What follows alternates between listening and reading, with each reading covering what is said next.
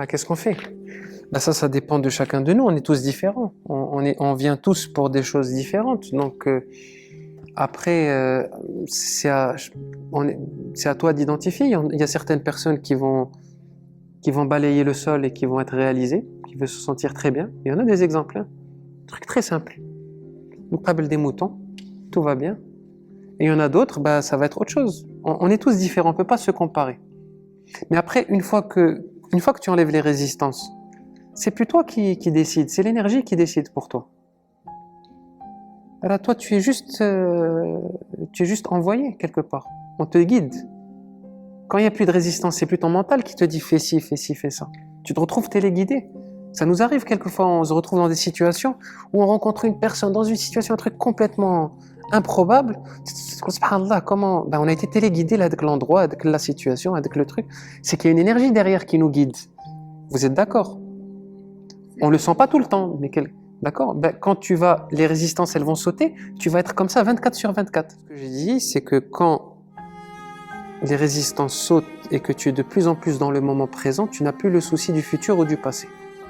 Donc tu es juste dans ce qui se passe maintenant.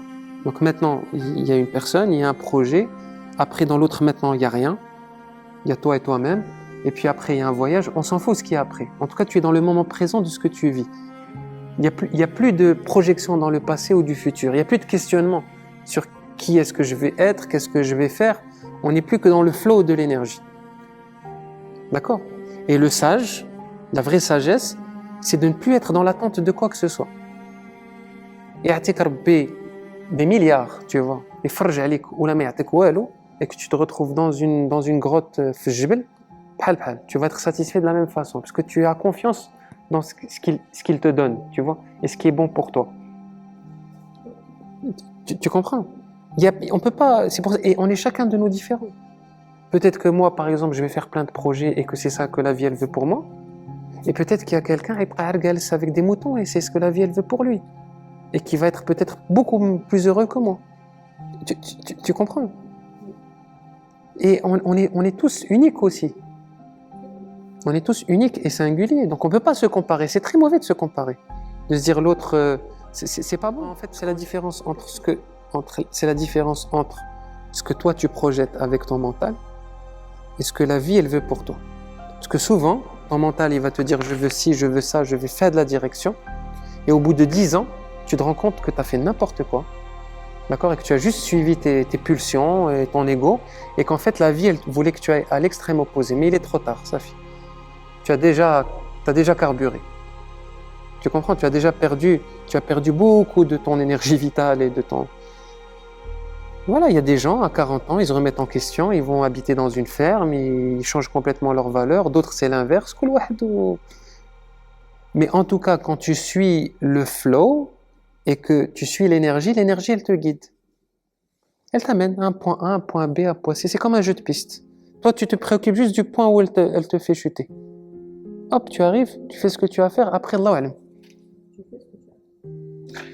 alam. Mais quand tu es connecté, tu sais ce que tu dois faire. Un artiste, par exemple, qui est connecté, il sait ce qu'il doit dessiner, il sait ce qu'il doit créer. Il est ouvert. Donc l'action, elle passe à travers lui. Quand tu es inspiré, moi, souvent, quand je parle, je sais pas ce que je dis.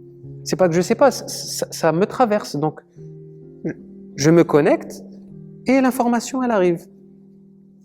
C'est pas ma propre intelligence ou moi ou comment. Parce que c'est pareil pour un artiste. Il va quand il va créer quelque chose, une belle. Et pourquoi est-ce que ça nous met? Pourquoi est-ce qu'on est autant attiré par l'art? Parce qu'on sent avec la pureté de l'œuvre. On sent la pureté de la créativité. C'est ça qui nous attire, au fond. Quand on voit un tableau, c'est l'expression de cette énergie pure qui a traversé avec l'artiste au moment où il a peint. Elle reste figée là-bas et on sent cette énergie-là. Et pareil pour un morceau de musique, au moment où la personne l'a créé, il a été traversé par quelque chose de fort et toi tu ressens le truc par lequel il a été traversé.